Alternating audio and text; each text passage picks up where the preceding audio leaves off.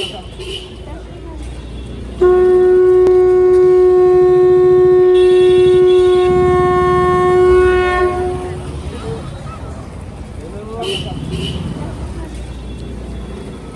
is Juban, Juban. from Saudi Arabia. My question could be basic and simple, but I am new to this culture, to this spirituality experience, and I would like to understand the consciousness more. Is it just a duality between soul and the ego? Is that all consciousness is? Are there any other parts? Could you please define them so that I can understand them better? So, when we speak about consciousness, we're actually speaking about this system's ability to perceive what is happening. So it perceives it through the sense of taste, through the sense of smell, through the sense of sight, through the sense of hearing, through the sense of touch, and through another sense which is governed mainly, or where the reception happens through the hair and the nails, everything that extends out of the body. So you have these 6 different senses. Consciousness is the ability to perceive. And the thinking then kicks in and interprets what is being perceived. Correlating to these various senses are areas in the system, like chakras. So you have the very material physical, which correlates with the sense of taste. Then you have the emotional being, which correlates with the sense of smell. Beyond that, you have the conceptual part of your consciousness, where your thinking happens, and that correlates with the sense of sight. Beyond that, you have the transformative part of the consciousness, which is actually the creative part of your being, your ability to create. And that correlates with your sense of hearing. So each sense correlates with one of these layers of consciousness. And it goes beyond, it goes into the unity consciousness, which is your ability to, let's say, to unify in consciousness with the other, to be one, complete oneness between 2 people, or between yourself and the environment. Sometimes you look at the tree and you and the tree are one, that experience. So these are various layers of consciousness actually that are in action every day, all the time. For a person whose consciousness is expanded, they will not just be functioning in the thinking. They'll become transformative, creative, they'll be in unity consciousness, they'll be able to be one with the other, they'll go into a pluriform consciousness, which is in this chakra where they will be able to just look at the other and have like an X-ray vision to just know what's going on. There will be all kinds of abilities. But generally, human beings function mainly in a compressed consciousness where they're basically thinking, they're in the conceptual and in the emotional. They're not often very conscious of the body either. So that in a nutshell is what consciousness is about in the system, within the system. There is also the cosmic consciousness, which is when the awareness leaves the system and is not able to perceive consciously anymore, and it goes into cosmic states where it is perceiving the cosmos in an increasingly,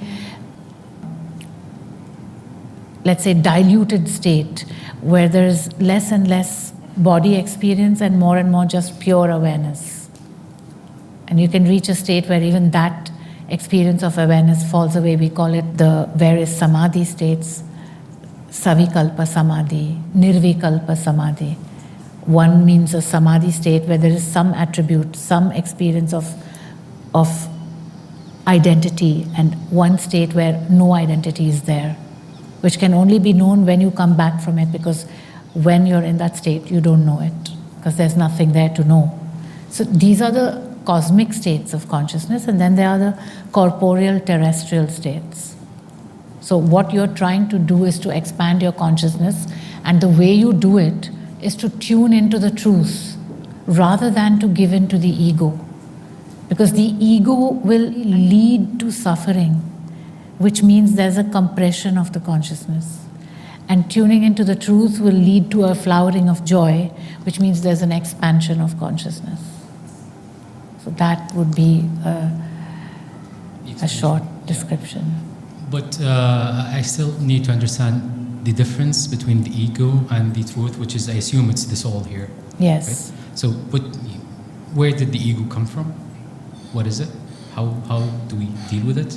And is tuning in with the truth the only answer? Or could you live without the truth? Could you? Could you live and function happily, have a full life without being spiritual? Well, first let me answer the first question, which was, where does ego come from? So when a child is born and it exits the belly of its mother, its socialization processes start. Society starts to teach it things. It teaches it to desire, it teaches it to want, it teaches it to have opinions, it teaches it to push ideas through, it teaches it to insist on things, it teaches it to clamor for things, to yearn, to want, to hope. These are all what a child grows up learning.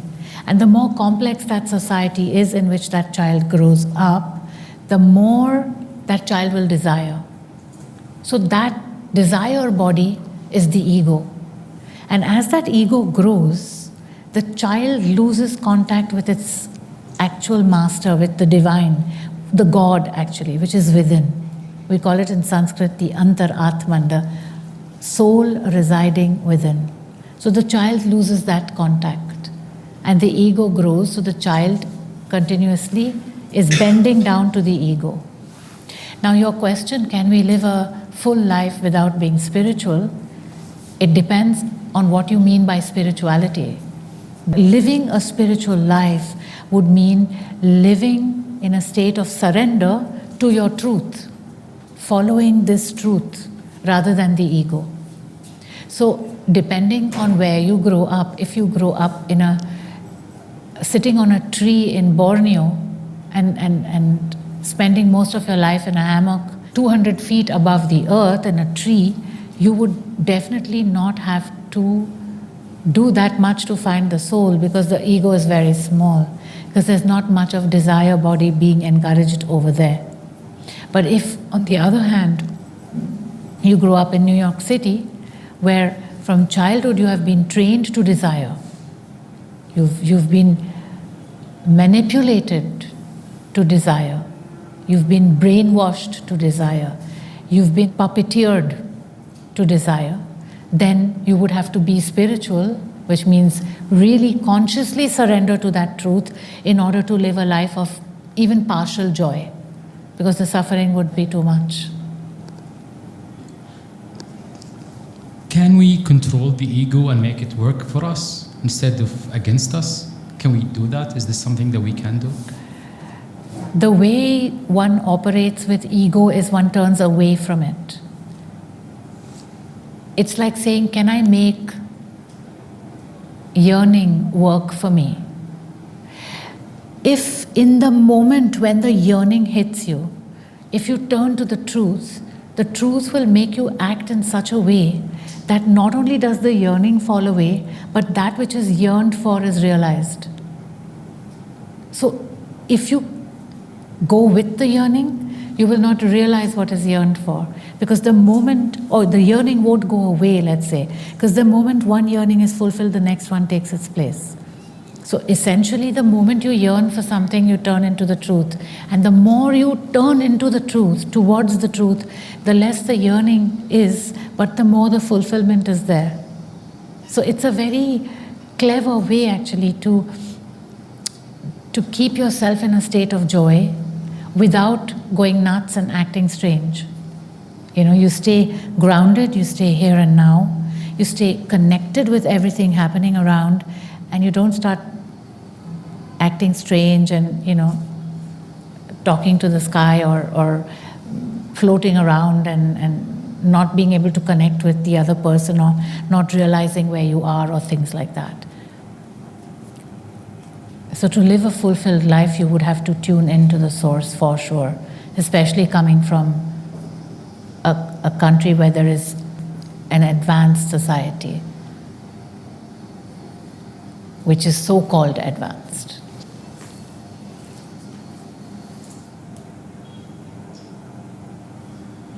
Yes, I feel also for someone who, like you perhaps, who's grown up with, with the idea of a God outside. It is a very revolutionary sort of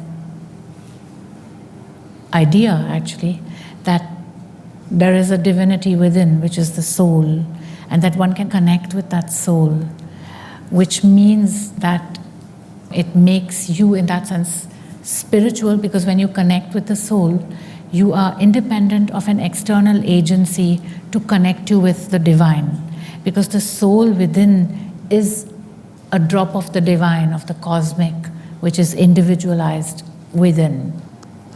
So that concept is very hard, possibly, and I don't mean for you, but for someone who grows up with the idea of a God outside, strongly so actually, to reverse that and say, it's within me, and I can always connect. And if I observe the ego, I can always, in every moment, move away from that ego and listen to what that source is telling me in a binary way, like yes and no, negative, positive, that way, It actually works if you take the time to train yourself. One can actually feel it, which is pretty amazing, considering the fact that it has never really been so precisely known that one can feel an impulse which is a binary one in nature. If you have a question, you can just go to the mic.